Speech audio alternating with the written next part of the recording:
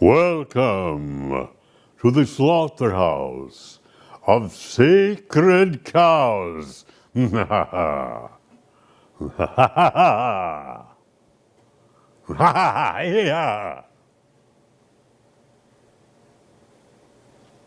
Yes, sacred cows must be slaughtered.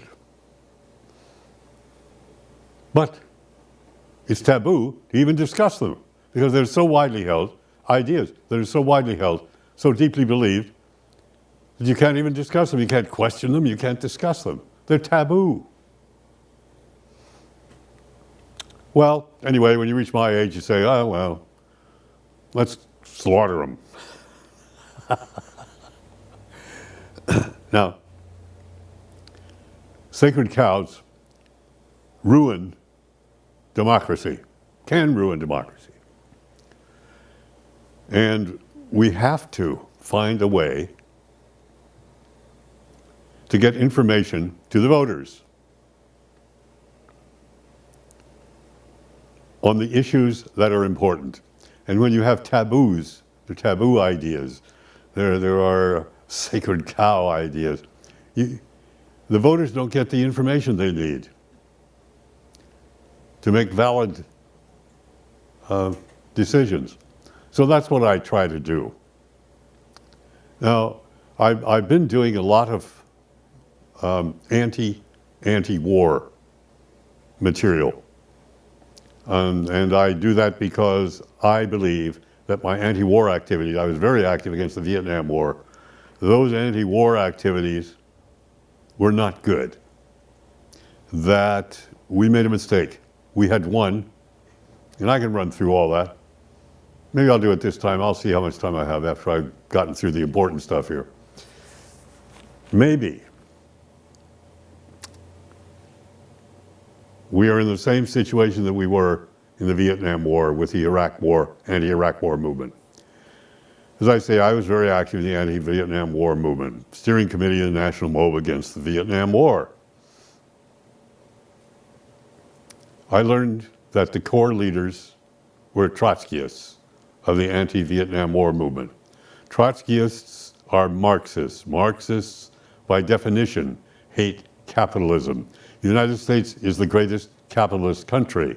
So if you have control of an anti-war movement in a capitalist country, well, what do you do with it? You manipulate it so that you can hurt that capitalist country. And that's what's going on now. It went on in the Vietnam War, and now it's going on in the Iraq War.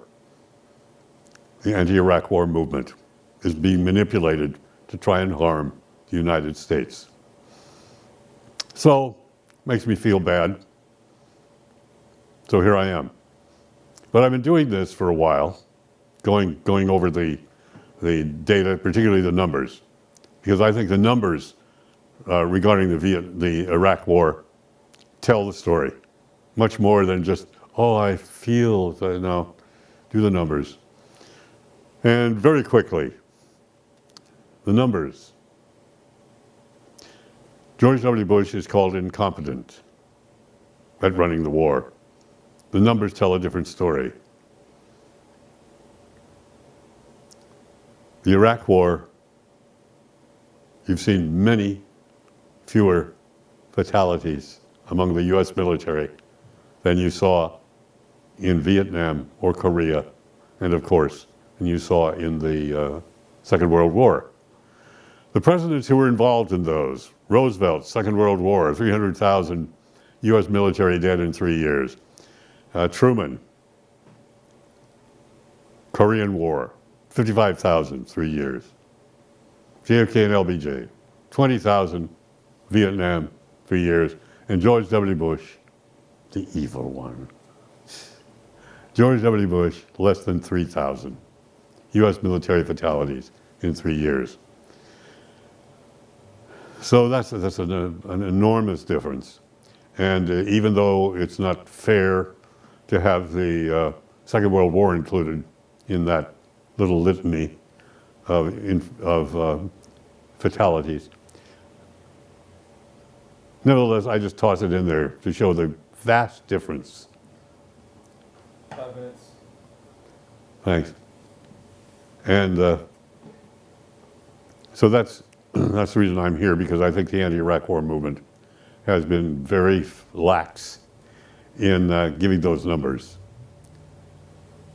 Also, the Iraq war had a much smaller percentage of the gross domestic product spent on it than did the Korean War or the Vietnam War. And there were many fewer violent civilian deaths per 100,000 population per year in Iraq than there are in many American cities. Okay, so I just wanted to sum that up. Now, they're closing Guantanamo. There are a few things that should be known. According to the Red Cross, who are resident there, they have people who live there. Red Cross. They never reported torture.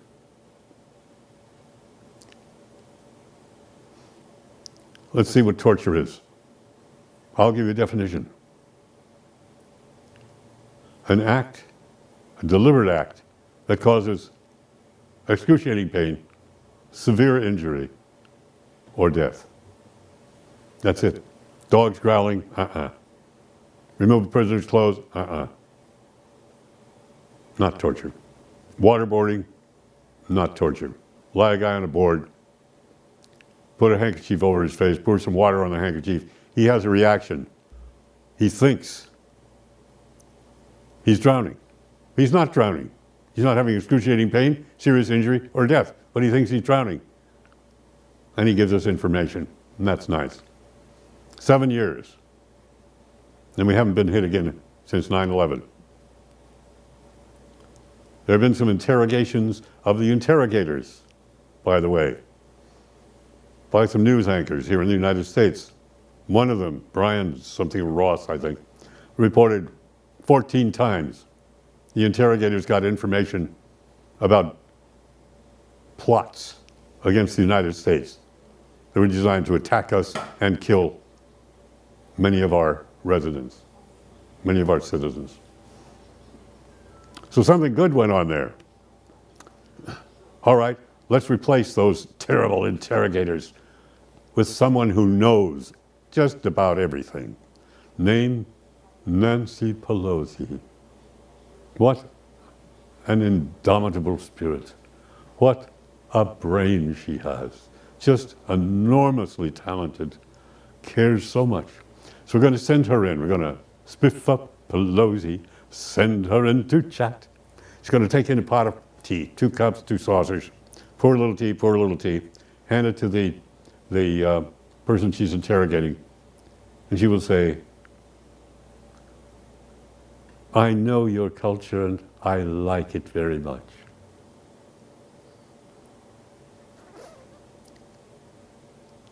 I respect your religion. I have studied it and I respect it very much.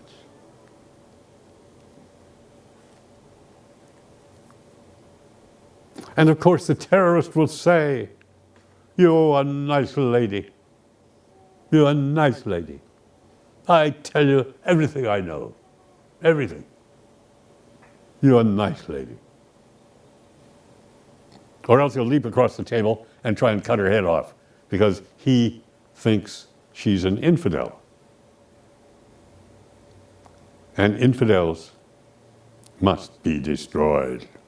So, sort of interesting, isn't it? Going to get rid of Guantanamo? Good luck to you,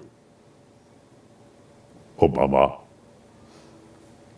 I think he's doing a pretty good job so far. I don't know. I haven't followed it that carefully, but I think he's doing okay. And I thank you for checking out my little YouTube site here. I'm having fun with it. And we're going to change the subject next time a lot. I'm going to get off this whole war thing. Get away from Guantanamo. Going to escape from Guantanamo. So, hope you'll check in again. We'll have other information for you. This is the Slaughterhouse of Sacred Cows.